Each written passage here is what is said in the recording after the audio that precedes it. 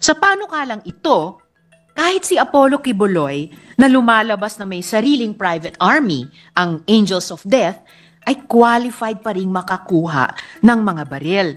So ang mga tanong ko po dito, good sponsor, bakit po natin binabago ang polisiya at pinapadali ang access sa mga armas, Mr. President? Hindi naman natin talaga mapadali, no? Kundi gusto lang natin magiging fair tayo sa lahat ng tao. The case cited by the good gentlewoman, the case of Pastor Apollo Kibuloy, granting that the same case will surface in the future, and we already passed this amendment of this law, then I think we can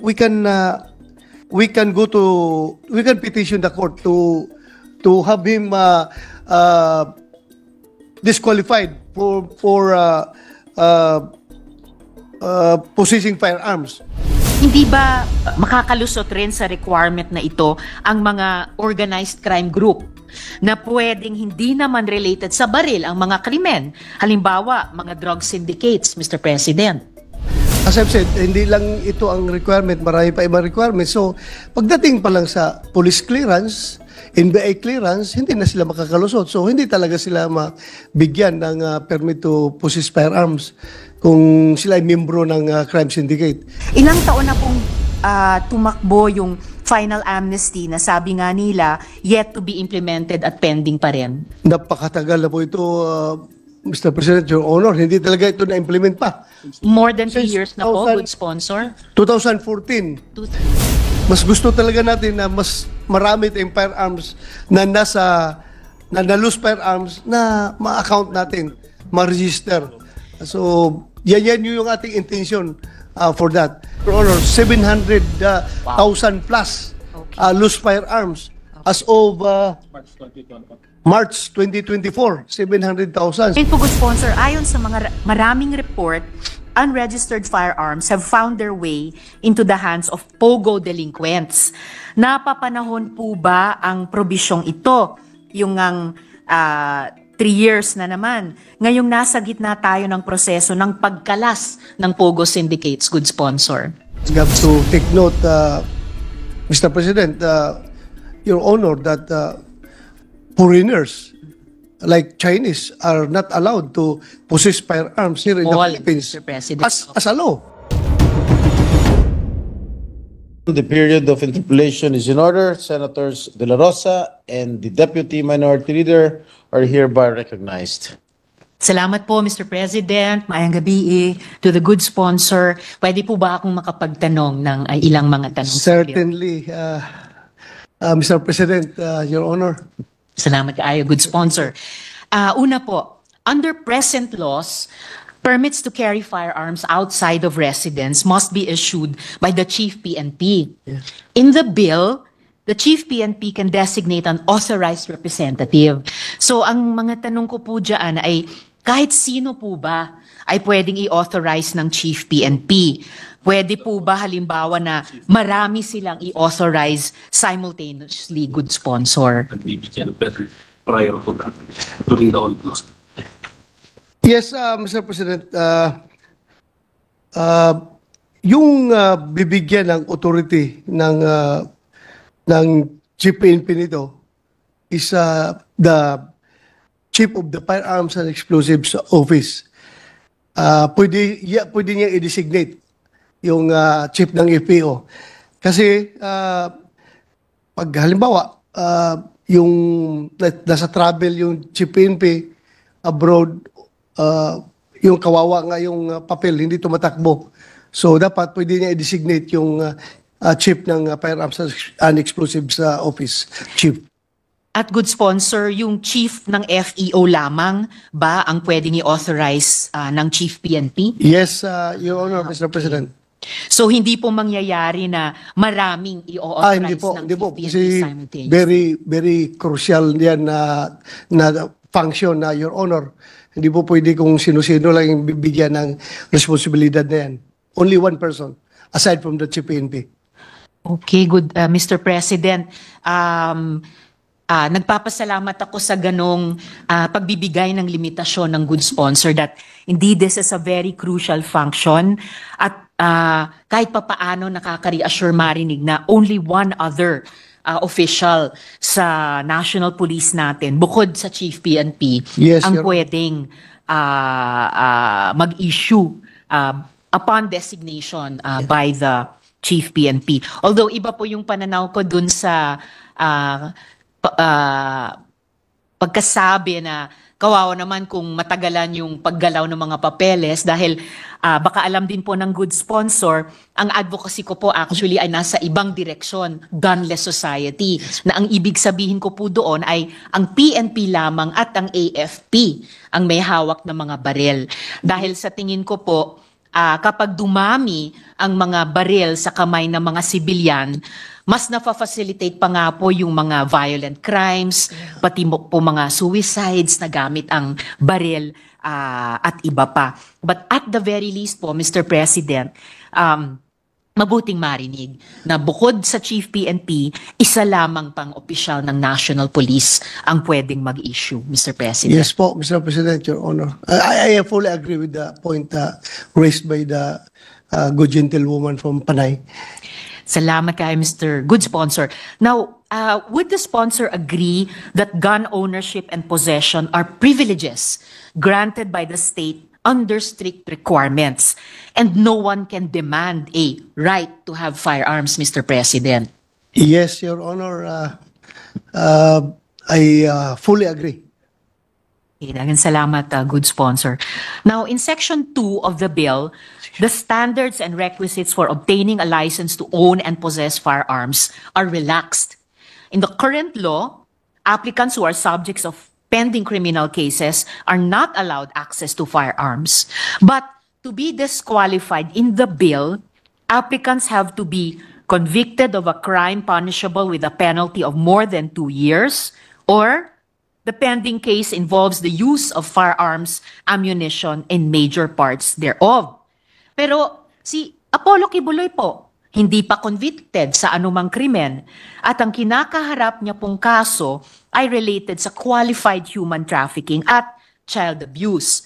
Sa panukalang ito, kahit si Apollo Kibuloy na lumalabas na may sariling private army, ang Angels of Death, ay qualified pa rin makakuha ng mga baril. So ang mga tanong ko po dito, good sponsor, bakit po natin binabago ang polisiya at pinapadali ang access sa mga armas, Mr. President? Yeah, Mr. President, Your Honor, hindi naman natin talaga mapadali, no? Kundi gusto lang natin magiging fair tayo sa lahat ng tao at kasi under equal protection of law, under 1987 Constitution, in all criminal proceedings, an accused shall be presumed innocent until the contrary is proved, thus disqualifying all individuals who have been accused of a criminal case automatically deprives them of the right to be presumed innocent. Thus, pursuant to this constitutionally guaranteed right, there is a need to limit the disqualification to only those applicants with a pending case involving the use of firearms, ammunitions, or major parts thereof, or when they are otherwise ordered disqualified by a court of competent authority. So in the case of the case cited by the good gentlewoman, the case of Pastor Apollo Kibuloy, granting that the same case will surface in the future, and we already passed this amendment of this law, then I think we can petition the court to have him disqualified for possessing firearms. Pero kasi kung general natin ito lahat, kawawa naman ako. Kagaya ko, may kaso ako na arbitrary detention ng pulis pa ako. Kung hanggang ngayon, hindi pa na-resolve yung kaso na yun.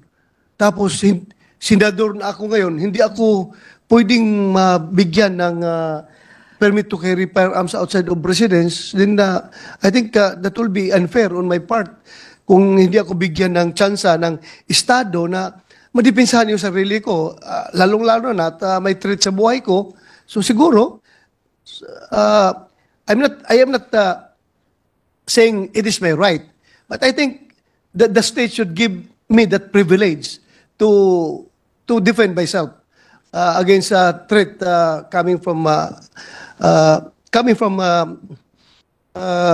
the people that are treating my life. Salamat, Mr. President. Hindi ko pa po napag-isipan yung isang sitwasyon pa na binanggit ng good sponsor tungkol sa kanilang sarili at baka nga may pagkakaiba sa sinayt nilang sitwasyon dun sa itinanong ko kaugnay ni Pastor Quiboloy. At the very least, nagpapasalamat ako dun sa kabukasan ng good sponsor na dun sa particular na itinanong ko sa kaso ni Apollo Quiboloy ay baka posibleng ipetisyon yung korte na i-disqualify sila sa paghawak ng barel. Pero ngayon pa lang, kahit hindi pa panahon ng period of amendments, i-make of record ko na yung ilang mga punto kaugnay nung naging sagot ng good sponsor tungkol kay Apollo Quiboloy.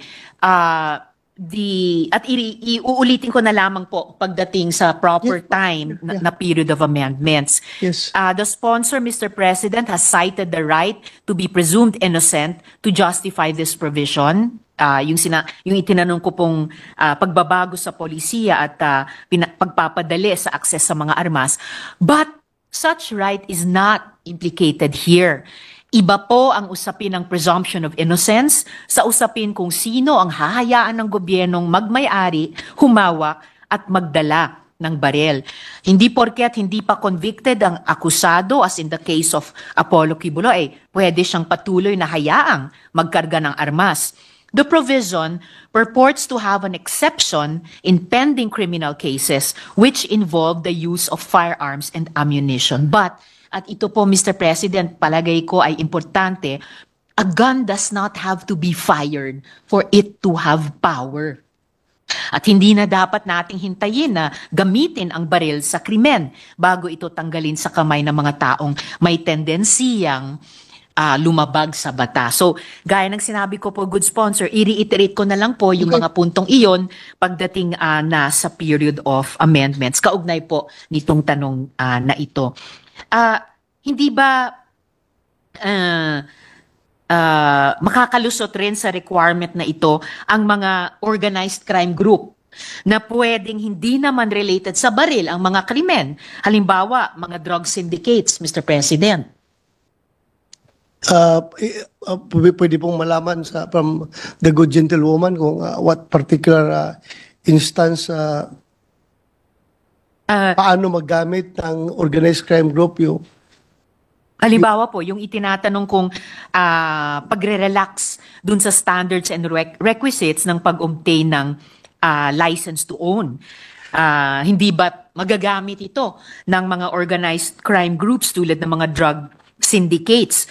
Dahil maaring hindi at the outset kaugnay ng baril yung kanilang mga krimen, pero maggamit nila itong pagre-relax ng standards at requisites para nga makakuha ng baril at maggamit sa kanilang illegal na gawain, good sponsor. Excuse me. Wala pang pending. So, kahit wala kang provision na rin, pwede sila pagtapos. Mr. President, Your Honor, hindi lang po yan ang requirement to own and possess firearms. Napakarami po ng requirement. Isa lang po yan. So, yung ating sabi na relax from pending case to conviction, final conviction is just giving them the fair chance to own and possess firearms. Para naman na, as I've said, yung example na sinayt ko nga, in my case, yung simple criminal case ko for performing my duty as a police officer, hanggang ngayon, andyan pa yung kaso ko na arbitrary detention, then siguro naman hindi rin ako pwede i-disqualify na mag-possess ng firearms. Para fair lang, Mr. President, Your Honor. Yan lang po ang habol natin. Salamat, good sponsor. Of course, sigurado ko naman na wala sa hinagap ng good sponsor na kasama sa mabigyan ng fair chance sa ilalim ng bill na ito, yun na nga pong mga organized crime group, yung hindi mga po. drug syndicates. Dahil sila po malamang, mas malamang na hindi na maganda ang record nila in terms of law, of compliance with the law, at mas posibleng meron na silang criminal record. So, ayaw po natin na magamit nila itong pag-relax ng standards and requisites para mas makakuha po ng baril. Yes, Your Honor, Mr.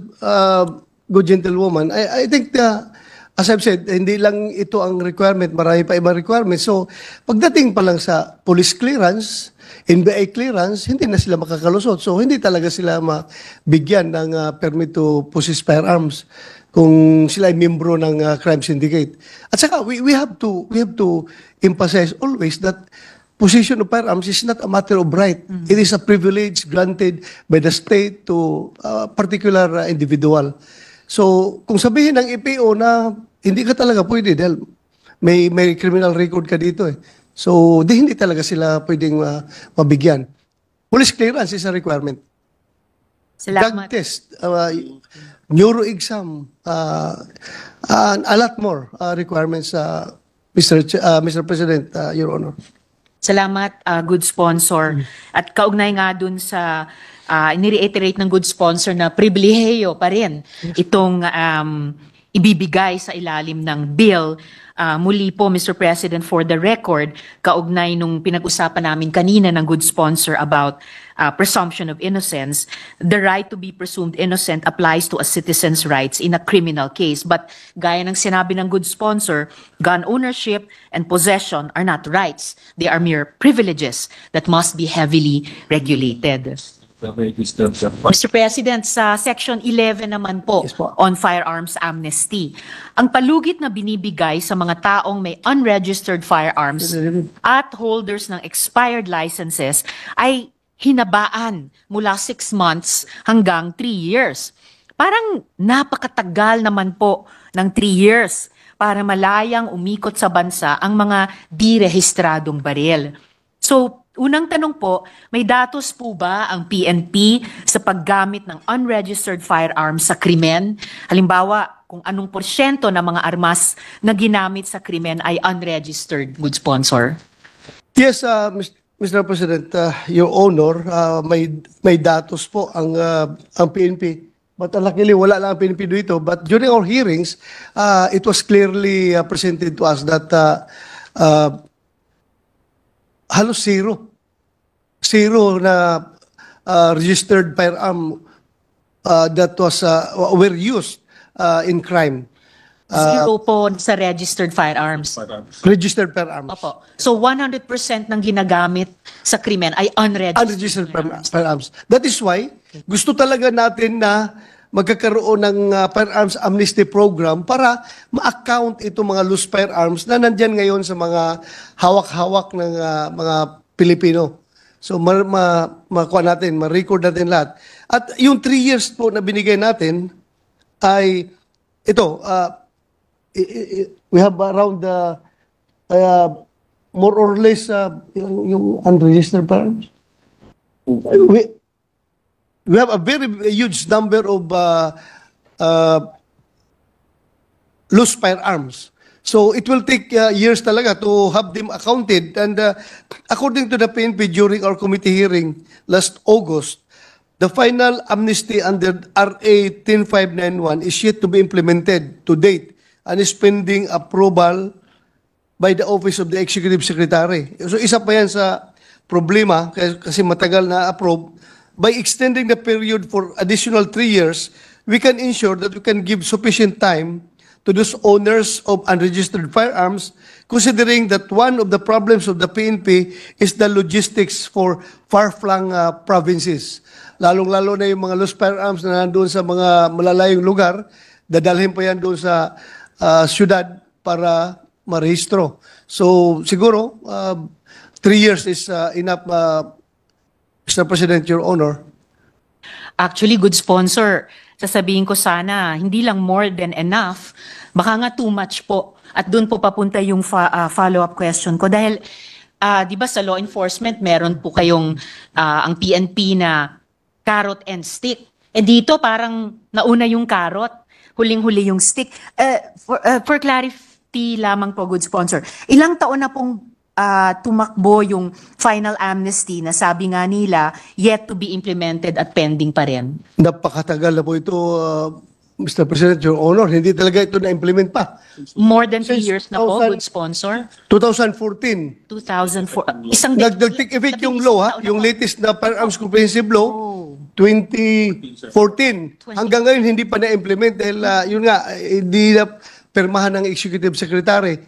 So, well it is the intention of the PNP to have all these loose firearms recorded, documented, ay parang kulang din sa action doon sa Malacanang. Kaya, yun, marami pa rin nagagamit na firearms na sa krimen na mga loose firearms talaga.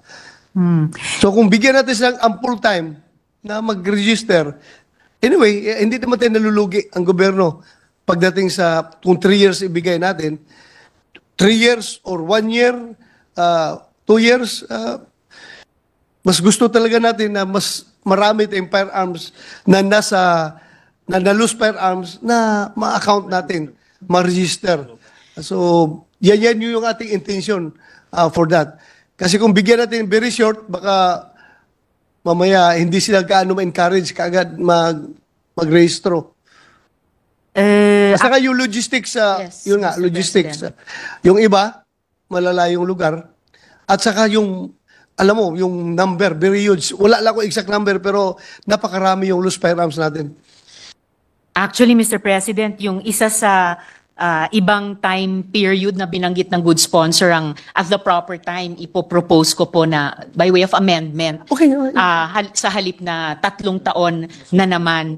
Dahil syempre, ang problema doon kung mas matagal pang itatagal ay sakit ng ulo sa gobyerno in terms of yung epekto nga po na nakakalat pa rin. Yung sabi nga ng good sponsor, malaking bilang ng mga unregistered firearms. Now, It's around, Mr. President, Your Honor, 700,000 plus loose firearms as of March 2024, 700,000. So you can just imagine kung itong mga baril ito is distributed all over the Philippines, tapos ang processing ng registration as only doon sa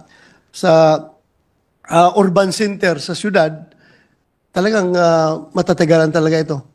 at sa dami good sponsor ng binanggit nilang bilang, 700,000. 700,000. Ma-imagine lang po natin kung ilan sa mga ito ay nakabilang dun sa halos 100% na unregistered firearms na ginamit sa mga krimen nitong nakaraang mga taon. At kung ano kaagad yung magiging beneficial effect sa law enforcement at pagbaba sa crime incidents kung successfully makuha na ito ng gobyerno, pati sa pamamaraan nga ng pagpaparehistro sa mas maikling, hindi yung mas mahaba pang panahon. Yeah, this representation, Your Honor, Mr. President, is open to amendments to be Salamat po. introduced by the good gentlewoman. Salamat po para doon, good sponsor. Kasi din, baka sa nakaraang 11 taon, parang hindi man sadya, parang nagkaroon ng karot yung mga hindi nagpaparehistro, baka a little bit more of the stick opo, sa susunod. At sana huling panahon ng pagpaparehistro sa mga unregistered firearms. Ngayon po, good sponsor, ayon sa mga maraming report, unregistered firearms have found their way into the hands of POGO delinquents. Napapanahon po ba ang probisyong ito? Yung 3 years na naman. Ngayong nasa gitna tayo ng proseso ng pagkalas ng POGO syndicates, good sponsor. Well, if they avail of the amnesty program, then it would be to our advantage. If they would not avail this program, then it would be to our disadvantage because we are not able to account these loose firearms, but also it would be to their disadvantage because kung may information ang PNP na meron silang existing na loose firearms, then they are subject to police operations. Salamat, good sponsor. Siyempre sa pananaw ko rin po bilang constituent ng National Police, no, bilang isang civilian, it would seem na bawas sa trabaho at potential na problema ng PNP sa pag-asiste sa ibang executive agency sa pag-enforce ng POGO ban kung mas kaunti or walang armas lalo na unregistered sa kamay ng Yeah. mga POGO syndicates na ito. Yeah, but we have to take note, Mr. President, Your Honor, that foreigners like Chinese are not allowed to possess firearms here in the All, Philippines Mr. President. as a law. Opo. Di ba? Right. Ano pa, sir? Pag Opo. Hindi sila po pwede. So, kung yung mga Chinese dyan na armed with loose firearms, I doubt kung kuha nila yan, ipaparehistro nila yan under the amnesty program dahil basically, they are not. In the first place, they are not qualified to own firearms. Opo. So actually, good sponsor ang pipigilin at iimbestigahan ng ating law enforcers ay kung papaano itong mga Yes. dayuhang ito in the first place nakakuha ng baril. Halimbawa, yung si Mr. Tony Yang sa Cagayan de Oro na himala. Hindi man siya Filipino citizen, nakakuha siya ng pamamaraan na makahawak at pagmay-ari ng mga baril. So, And Your Honor, it's not just the Mr. President. one gun that we are talking about because we heard a lot of rumors that he is in possession of several guns, Mr. President, Your Honors, Mr. President. Yes, Mr. President. But we should also take note, Mr. President, Your Honor, that his possession of firearms was anchored on the grounds that He is a he's a Filipino. Filipino citizen already. So nanganak yung illegal acquisition niya of citizenship, nanganak ng another problem, yung ownership and possession of firearms. So, Exactly. nanganak. And it looks like good sponsor dahil nanganak ng mga kaugnay na problema itong POGO phenomenon dito sa ating bansa. In that particular case of Mr. Tony Yang, baka ang mangyayari ay ibang klaseng problema para sa PNP na itong taong ito na nakakuha ng permit to carry bilang Filipino citizen, yung pala huwad ang kanyang pagiging Filipino citizen. So in effect, yung di umanong registered firearms niya are actually unregistered or unlicensed firearms. So baka ibang manifestation itong problema na di umano gustong solusyonan ng bill na ito, good sponsor. At isa pa po, good sponsor, hindi rin po kaya maging unintended beneficiary nito ang mga armadong rebelde at makaapekto sa mga peace processes, good sponsor. Well, even yung mga armadong rebelde na nag-surrender na, we are encouraging them to surrender their firearms. But if they have their personal firearms na they can legally acquire, they can legally possess by operation of law, then alam natin yung lalo na yung mga former members of the MILF, alam natin yung kultura ng mga Muslim natin, and particularly yung mga sumama sa grupo na yun, ay talagang nasa kultura na yung armas. So kung hindi natin mapigilan yung kultura nila, we have to regulate their possession of firearms. So that's one way of encouraging them to be legal and regulated by this government. Kaya po din, good sponsor, importante yung time frame. Kasi kung yung, halimbawa, yung time frame nung huling bahagi ng peace process nila ng cessation of hostilities and disposition of forces, pati yung pagsoli nila ng firearms nila sa gobyerno ay mas maikli sa 3 taon. Tapos dito sa bill ay magiging 3 taon pa. So parang hindi po synchronized. Kaya siguro iugnay ko pa rin po at the proper time sa proposed amendment kaugnay nito. I agree with the good gentlewoman. Talaga i-synchronize natin yan dahil yun lang naman, lumabas na itong 3 years as proposed by the PNP for some logistic issues. Yun lang naman. Pero kung we concentrate more on regulation issues, then I could not agree more with your proposal. Maraming salamat, good Dagdag sponsor. dito, ma'am. At kung logistics man ang concern, tauna naman yung ating budget process at pwede po nating tignan paano talaga i-fully equip ang PNP kung ang ipapasa sa bill ay mas maikli sa 3 taong extension period pa or rather amnesty period pa po. Correct na, Good Mr. President. sponsor. And huling tanong po para ngayong gabi, good sponsor, does the sponsor agree that private citizens should not be able to own and possess fully automatic firearms? Good sponsor. Yes, I agree. At ito Being po the ba, former chief of the Philippine National Police and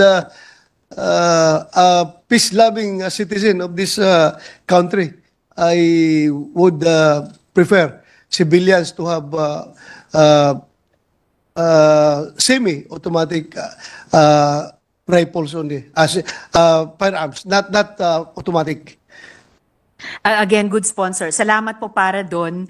At hindi ko lang matiis sabihin na I would prefer that we civilians don't even have semi-automatic weapons. But anyway, that's just for the record again dahil sa advocacy ko nga po na PNP lang at AFP ang may baril sa ganong modelo ng gunless society. Pero yun pong private citizens should not be able to own and possess fully automatic firearms. Klaro na po ba ito sa kasalukuyang bill, good sponsor? Yes, it is in the existing law, Mr. President, Your Honor. At hindi po aamyandahan nitong bill, yung No, provision I'm not yun, trying good to amend sponsor. that. Okay. So, talagang salamat, good sponsor, Mr. President, salamat po.